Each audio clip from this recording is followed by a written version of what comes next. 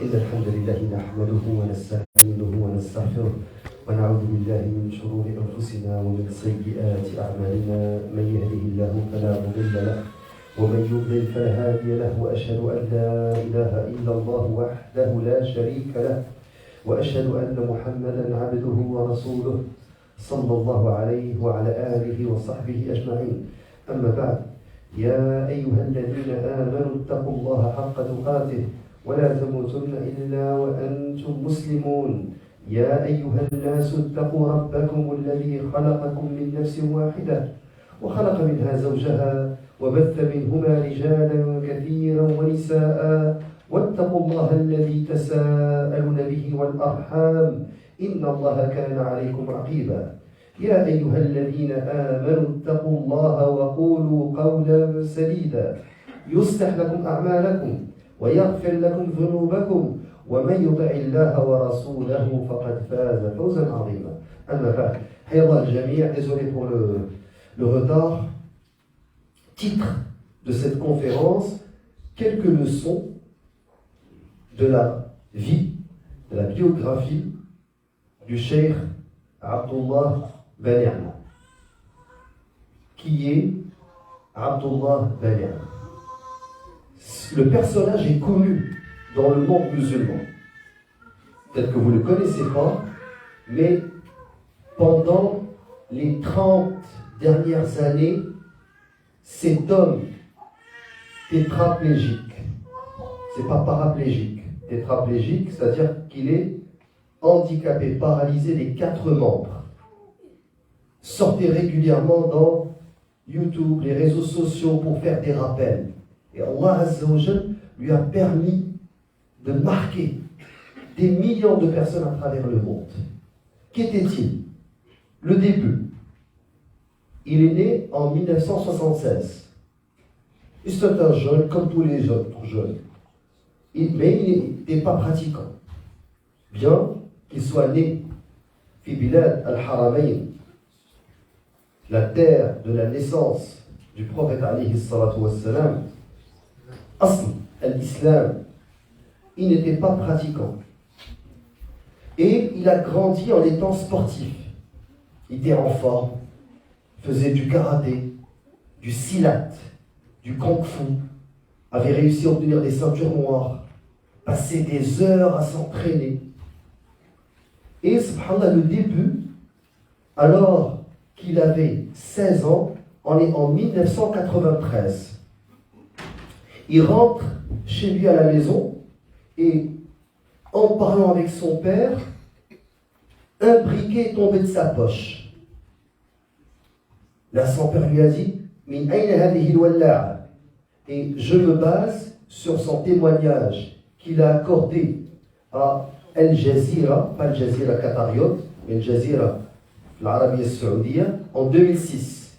Et ce témoignage, il va le répéter plusieurs fois. Donc son père lui a dit Min ayna hadhihi al-walla'a, d'où vient ce briquet? Il a dit c'est le briquet de mon ami.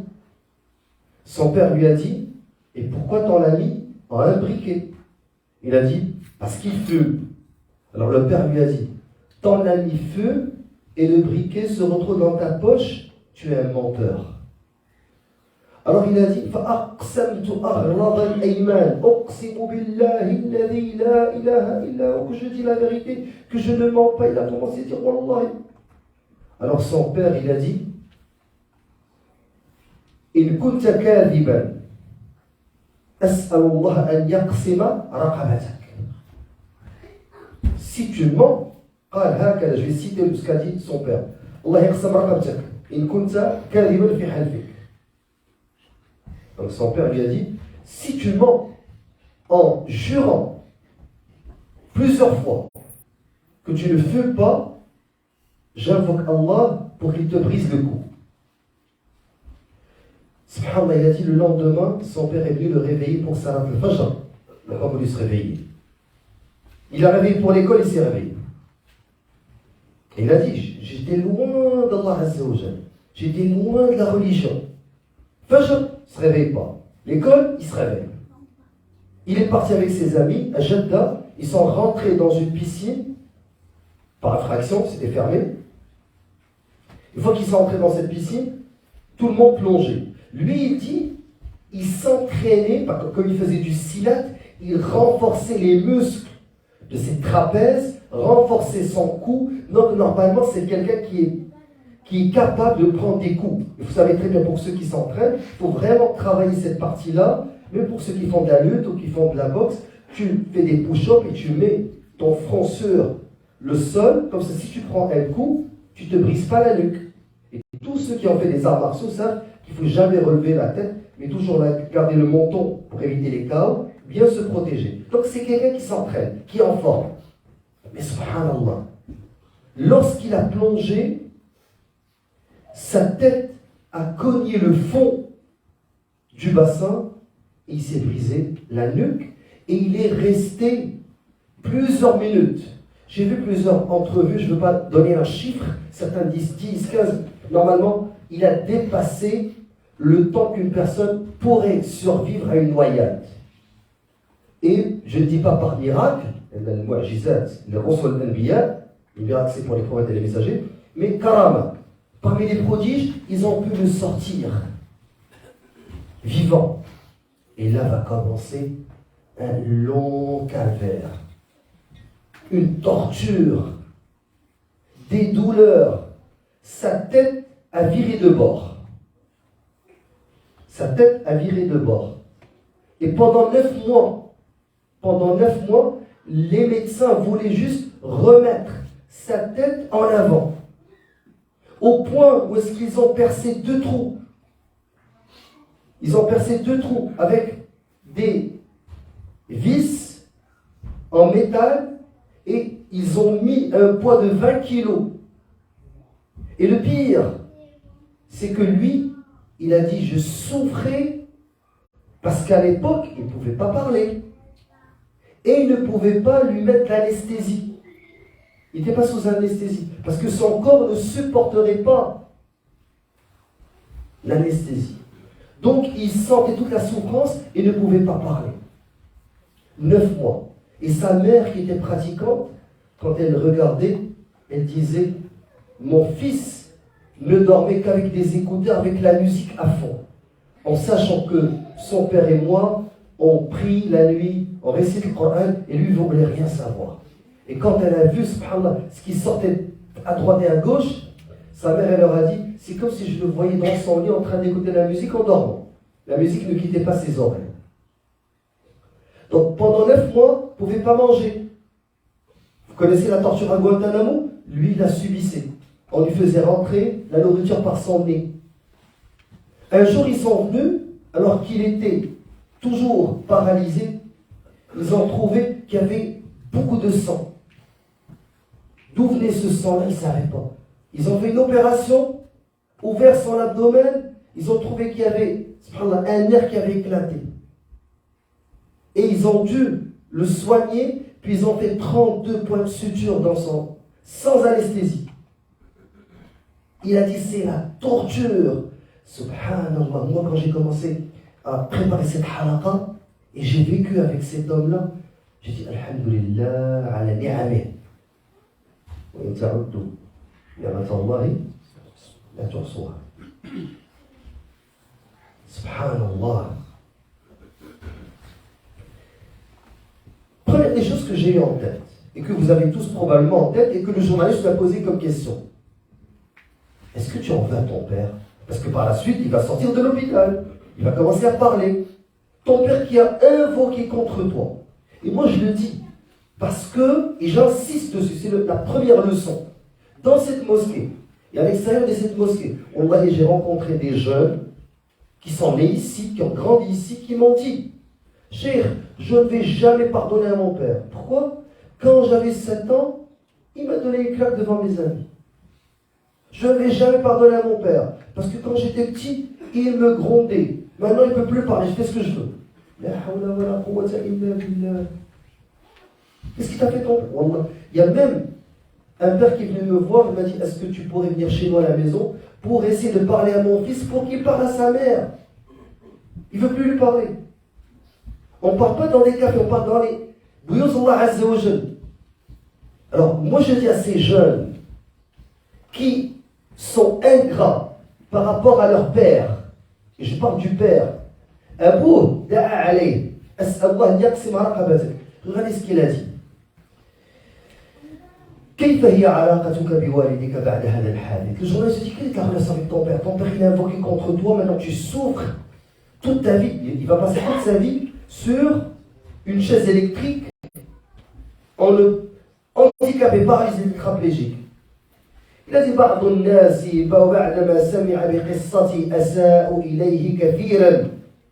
Certaines personnes, quand ils ont entendu mon histoire, ils ont commencé à mal parler de mon père. Ils ont commencé à invoquer contre mon père. C'est quelqu'un d'injuste et qui n'a pas de miséricorde dans son cœur. Il a dit ça, c'est une grande erreur. Moi, avant que je dise ça, j'ai vu une vidéo dans laquelle il pleurait. Puis ils ont dit, qu'est-ce que tu as? Pourquoi tu pleures? Il leur a dit, mon père est dans l'hôpital, peut-être qu'il va mourir. Et vous ne savez pas l'amour que j'ai pour mon père. Je dis, subhanallah.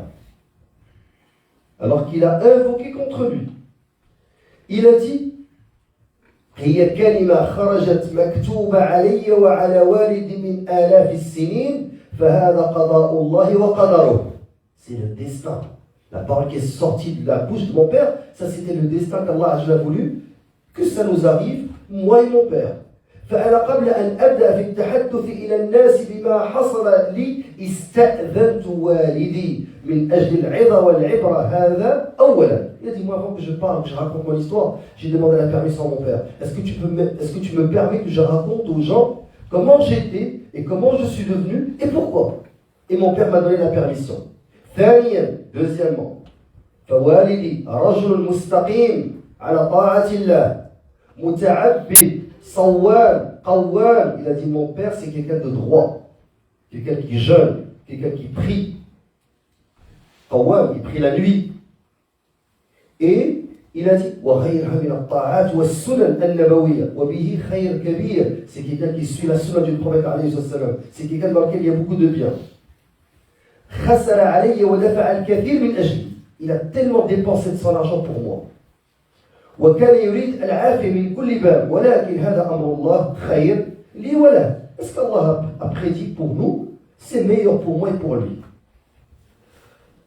Maintenant, subhanallah, il a dit, mais regarde, il a dit comment tu es devenu, ton père il a invoqué contre toi, maintenant toute ta vie elle est brisée, depuis l'âge de 16 ans. Il a dit, وما الفائدة من أني آكل وأشرب من غير الخشية من الله. Il a dit, avant, qu'est-ce que je faisais? Je mangeais, je buvais, et avec, subhanallah, c'est هذه الجوارح, la main, mes pieds, ces membres qu'Allah m'avait donnés, qu'est-ce que je faisais? Je faisais le ma'asi. Il a dit, ces deux doigts que je n'arrive plus à bouger, je tenais la cigarette. Cette main, akramakumullah, je l'utilisais la masturbation. Il a dit, ces doigts, je les utilisais pour aller sur Internet. Je tenais sur le tapis roulant pendant de longues minutes, je courais pendant de longues minutes, je soulevais des charges au niveau de la musculation, je travaillais le sac, je travaillais très fort physiquement. Mais quand venait le temps de lire le Coran, je n'arrivais pas à tenir quelques secondes, quelques minutes. Quand c'était le temps de Qiyam Layl, je ne pouvais pas me lever devant Allah, je l'ai prié, alors que mes pieds, je les utilisais pour soulever des charges et pour courir. Et autre chose, il a dit, وَمَا قَدَرُ اللَّهَ حَقَّ قَدْرِهِ. Surat Az-Zumar, verset 67, il a cité seulement ce bout. Ils n'ont pas estimé Allah comme il devrait l'être. C'est-à-dire, il a dit maintenant, alhamdulillah, ولكن الآن أجلس في الطريق لمعرفة الله وإلى الآن لم نعرف الله وما قدر الله حق قدره ولكن والدي إنسان عظيم وأسأل الله أن يكون من أهل الفردوس الأعلى لذا أنا فخور به وهو قدوتي. Regardez, subhanallah, il a dit, je suis fier de mon père et mon père est mon modèle. Et là, je dis aux jeunes qui m'écoutent, plusieurs de nos jeunes, subhanallah, dès qu'il devient pratiquant, la première des choses, ça devient un conflit ouvert avec son père. Et même si ton père n'est pas pratiquant et toi tu l'es devenu, c'est le moment que tu le prennes et que tu le tires vers toi, pas avec orgueil ou arrogance. Mais, subhanallah, l'ingratitude envers les parents. Regardez ce qu'a dit Allah Azza wa Jalla. وَوَصَّيْنَا الْإِنسَانَ بِوَالِدَيْهِ حَمَلَتْهُ أُمُّهُ وَهْنًا عَلَى وَهْنٍ. Nous avons commandé à l'homme la bienfaisance envers ses parents, son père et sa mère. Sa mère l'a porté, subissant pour lui peine sur peine. وَفِصَالُهُ فِي عَامَيْنِ أَنِ اشْكُرْ لِي وَلِوَالِدَيْكَ إِلَيَّ الْمَصِيرُ. Sois reconnaissant envers moi ainsi qu'envers tes parents. Donc l'ingratitude envers les parents est une ingratitude envers Allah Azza wa Jalla. Celui qui est ingrat envers ses parents est ingrat envers. Ah mais mes parents ne sont pas corrects, ils ne sont pas pratiquants. Terminez le verset. وَإِنْ جَاهَدَاكَ عَلَىٰ أَنْ تُشْرِكَ بِمَا لَيْسَ لَكَ بِهِ عِلْمٍ فَلَا تُطِعْهُمَا وَصَاحِبْهُمَا فِي الدُّنْيَا مَعْرُوفًا. Il n'a pas dit bil ma'rouf, ma'roufa. Traduction. Et si tout te force à m'associer, devenir polythéiste, ceux dont tu n'as aucune connaissance, alors ne leur obéis pas. Mais reste avec eux ici-bas de façon convenable. Regardez, subhanallah. Sahibhuma fi dunya ma'roufa. Regardez cet homme-là, et ça c'est la première leçon. Sa relation avec son père, et j'insiste, parce qu'aujourd'hui, wallahi, c'est très problématique. La deuxième leçon que j'aimerais apporter aujourd'hui. Ils lui ont dit, qu'est-ce qui t'a marqué le plus? Et écoutez-moi bien ça, subhanallah. Il a dit, un jour, je suis allé rendre visite à quelqu'un qui est comme moi, mais qui était pire que moi. Et on a commencé à bavarder les deux. Et à un certain moment, il m'a dit, tu sais, Abdallah, nous, alhamdoulilah, on a pu marcher, on a pu courir, on a pu aller faire Umrah, on a pu aller avant à la plage, on a pu, ici en Arabie Saoudite, on a voyagé, on sortait dans le désert, on faisait des sorties entre amis et tout, avant qu'on soit paralysé. Mais il a dit, moi je suis allé voir quelqu'un qui est pire que nous. Il est né paralysé. On va dire, il est né paralysé, donc, parce que lui, à un certain moment, je vais arriver à ce point-là, il fait la différence entre al-umniya ou al-hasra. Parce que le hasra, c'est que tu as un bienfait et tu le perds. À ce moment-là, tu ressens la douleur plus que celui qui espère avoir ce bienfait. Il a dit, non, écoute-moi bien. Celui-là, il est né handicapé, paralysé, et il ne peut pas parler. Mais il sent tout. Un jour, ils le nourrissent 3 fois par jour, par ses narines, par son nez. Parce qu'il ne peut pas digérer, il ne peut rien faire. Et un jour, ils sont rentrés, ils ont trouvé du sang partout. À l'époque, il n'y avait pas des caméras pour surveiller les malades qui sont paralysés. Alors, ils ont commencé à vérifier d'où sort ce sang. Ils n'ont rien trouvé. Ils ont cherché. Finalement, ils ont trouvé qu'il y avait une souris qui est rentrée, un rat, qui lui a mangé 2 doigts. Et lui, paralysé, il regardait le rat lui manger ses 2 doigts et il souffre et il n'arrive pas à pousser le doigt. Il a dit La ilaha illallah. Il a dit, je ne pensais pas qu'il y avait des gens qui étaient pires que moi. Et il a dit, subhanallah, une leçon qui m'a été servie dans cette visite. Al-Rasoul alayhi salatu wassalam, il a dit, il nous a donné une règle, une qa'ida. Si on l'applique, nous n'allons jamais être malheureux. Il n'y aura pas de dépression. Regardez celui qui est plus bas que vous. Et ne regardez pas celui qui est plus haut que vous. On parle de dunya.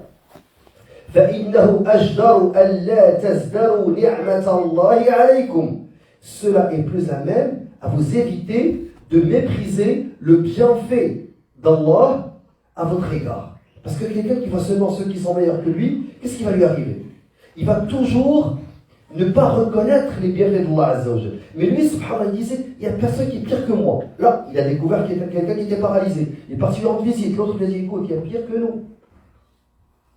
Il a vu un rat lui dévorer ses 2 doigts. Il souffre. Il ne peut pas crier parce qu'il ne parle pas. Il hurle de douleur, mais au fond de lui. Wallah, ya ikhwa, on ne reconnaît pas les bienfaits d'Allah Azza wa Jal. Et, subhanallah, hier, après le khutbah, j'étais dans un autre monde parce que j'ai parlé de comment Al-Qur'an, quand Allah Azza wa Jal est en train d'être piétiné, brûlé, puis la Ummah est absent, et la Marrahim Rabbi. Et j'entre dans mon bureau, puis un frère qui vient me voir. Je pensais qu'il allait me dire est-ce qu'on bouge, qu'est-ce qu'on fait. Là, il rentre, ferme le bureau, il commence à pleurer. Il me dit mon fils, je l'attendais depuis des années que j'ai un fils, je viens d'avoir un fils, et il est autiste. Diagnostic vient de tomber. Ok, le frère il est en train de pleurer, je le calme. Rentre un deuxième frère. Il me dit Cheikh Doha, qu'est-ce qui se passe? Cancer des testicules, ablation, urgence. Est-ce que Shar'an, j'ai le droit de congeler? Est-ce qu'on a le droit de congeler le sperme? Est-ce que les gens vivent? Donc, dis alhamdoulilah. Parce qu'il y a des gens, dès qu'un petit mal les atteint, ils pensent que c'est la fin du monde. انظروا إلى من هو أسفل منكم ولا تنظروا إلى من هو فوقكم فإنه أجدر ألا تزدروا ازدراء احتقار ألا تزدروا نعمة الله. Regardez toujours ceux qui sont pires que vous. Ne regardez pas ceux qui sont meilleurs que vous. On parle de dunya, pas au niveau de l'adoration d'Allah Azza wa Jal. Cela est à même de vous éviter de mépriser les bienfaits d'Allah Azza wa Jal. Donc ça c'est la deuxième leçon. Troisième leçon, et je vais être bref parce que sa vie, elle est riche en leçons. Il lui a dit Ma hiya umniyatuka al-haliya. Quels sont tes vœux? Qu'est-ce que tu espères? Et là, il va expliquer, il a dit regarde, j'ai pas de umniyat, elle a dit hasra. Mais regardez ce qu'il espère lui. Qu'est-ce que tu espères? Ah, j'espère avoir tel poste, avoir tel diplôme, me marier avec telle fille, aller vivre dans tel pays, acheter une maison. Les gens rêvent, regardez de quoi il rêve lui. Il a dit أمنيتي الثلاث ثلاثة الأولى أن يعيد الله لي سلامة أصابعي كي أحظى بنعمة تقليب ورقات المصحف الشريف لأتأمل كلام الله. Il a dit ses doigts, et dans une autre entrevue, il a dit ses doigts, je les ai utilisés pour le haram. Je passais la nuit à aller sur des sites. Vous savez quel site il parle? Et là, je ne veux pas trop développer aujourd'hui, mais il a dit, et lui, pourquoi il parle de ses péchés? Normalement, il faut faire ça, il ne faut pas exposer ses péchés. Mais pour que les gens comprennent, il y a un hadith dans Sahih Tirmidhi, hadith Anas ibn Malik, radiallahu anhu, le prophète alayhi salatu wassalam, il a dit, إذا أراد الله بعبد الخير عجل له العقوبة في الدنيا. Si Allah veut le bien à son serviteur, un serviteur, il lui accélère la punition, le châtiment dans le dunya. وإذا أراد الله بعبد الشر أخر له العذاب ليوافي معصيته في الآخرة أو كما قال عليه الصلاة والسلام. نقول الحديث بالمعنى. Donc le prophète Hassan dans ce hadith, le hadith Cheikh Al-Albani, il a dit Hassan Sahih. Si Allah veut le bien d'un serviteur, il lui accélère la punition dans le dunya pour ses péchés. Et si Allah veut le mal, il ne le punit pas. Il le laisse, et le jour du jugement dernier, liwafiya, pour qu'il réalise et retrouve son péché dans l'akhirah. La ilaha illallah. Donc lui, il a dit, subhanallah, maintenant je veux seulement que mes doigts, j'espère, et subhanallah, dans une entrevue qui est récente, il a dit, alhamdulillah, il y a une compagnie qui m'a offert un appareil, et par ordre aux vocaux, il peut donner des ordres, et devant lui, il peut tourner les pages sur une tablette. Alors qu'à l'époque, il ne pouvait pas tourner. S'il veut lire, ils vont lui mettre un mot ça, il faut que quelqu'un se tienne avec lui pour lui tourner les pages. Et pour les doigts, lui il a donné le Coran. Mais dans d'autres entrevues, subhanallah, qu'est-ce qu'il a dit? Il a dit, vous savez, il y a des choses que, devant vous, il y a un verre d'eau. Et vous avez envie de boire. Il m'a dit, moi des fois j'ai envie de boire. Ma mère, elle me sert tout le temps, mais des fois, elle est occupée, elle va aux toilettes, et j'ai soif. Et je veux juste prendre le verre et boire. Je ne peux pas. Il a dit, vous savez, des fois, j'ai envie de me gratter la nuit. Je suis seul dans mon lit. Et j'ai envie de me gratter la joue. Et ma mère, vieille, je peux à chaque fois l'appeler pour qu'elle vienne me gratter. Et puis je dis que l'autre, qui ne peut pas parler, on ne sait même pas s'il a envie qu'on lui gratte le dos, ça le démange, ça le dérange, on ne sait même pas, il souffre en silence. Moi je dis, alhamdoulilah, que je peux verbaliser, mais même en exprimant ce que je ressens, je ne peux pas le faire à longueur de journée. Il a dit, نحن في غفلة. Al-ghafla. Ibn al-Qayyim, rahmatullah alayhi, Manhaj al-Salikin, il dit, al-ghafla, le fait qu'on soit distrait, c'est parmi les grandes maladies du cœur. Il a dit, subhanallah, ces doigts que les gens utilisent dans les portables, pour faire le haram, pour tenir la cigarette. Il lui parle de lui-même. Il dit, regardez, maintenant, je vais seulement tenir un mushaf. Deuxième, il a dit, ليتني كنت أستطيع السجود لأضع جبهتي على الأرض لله. Il a dit, maintenant, je ressens cette ni'ma. Je suis privé du fait que moi, un abd lillah, serviteur Allah Azza wa Jal, min al-tawhid, annaka tastaslim lillah, tasjud lillah. Et la posture où est-ce que tu montres le plus de soumission, c'est lorsque tu te lèves et que tu te mets à genoux et que tu mets ton front pour Allah subhanahu wa ta'ala. Il a dit, moi je suis privé, je ne peux pas faire ça. Mon troisième vœu, il a dit subhanallah, أتمنى لو كنت سليما معافى لكي أدخل البيت وأضم والدتي العزيزة. والله moi ça m'a marqué. Parce que je ne sais pas ce qui se passe, ثم قست قلوبكم من بعد ذلك فهي كالحجارة أو أشد قسوة وإن من الحجارة ما يتفجر منه الأنهار وإن منها لما يشقق فيخرج منه الماء وإن منها لما يهبط من خشية الله. سبحان الله. Allah Azza wa Jal, dans Surat al-Baqarah, il nous a décrit les cœurs de Banu Israël. ثم قست قلوبكم من بعد ذلك. Nos cœurs sont devenus durs, subhanallah. Tu passes devant ton père, il y a le blocage, tu ne peux pas le prendre dans tes bras. Tu passes devant ta mère, quand il va mourir, tu vas pleurer. Si seulement je prenais mon père dans mes bras, ma mère, il dit, lui maintenant, tout ce que je regrette, c'est prendre ma mère, je ne pourrai jamais prendre ma mère dans mes bras, jusqu'à ma mort. Wabad rahmatullah alayhi ce vendredi, et subhanallah, dernier audio, on s'est même wa'ka, il est tombé, on l'a amené à l'hôpital, puis il a retrouvé ses esprits, puis on lui a dit, lance un message, muhibbik, à ceux qui t'aiment, qui te suivent. Il a dit, j'aimerais leur dire, invoquer Allah pour que je puisse vivre jusqu'au mois du Ramadan. Et lui, il a invoqué Allah subhanahu wa ta'ala pour vivre jusqu'à Ramadan. Il n'a pas pu vivre jusqu'à Ramadan. Nous, on est vivants. أسأل الله يبلغنا رمضان ويبارك لنا فيه. والله أهل العلم disent من آيات الله parmi les bienfaits d'Allah Azza wa Jal أنه يقلب بلاءك إن صبرت إلى نعمة عظيمة. Parmi les bienfaits d'Allah subhanahu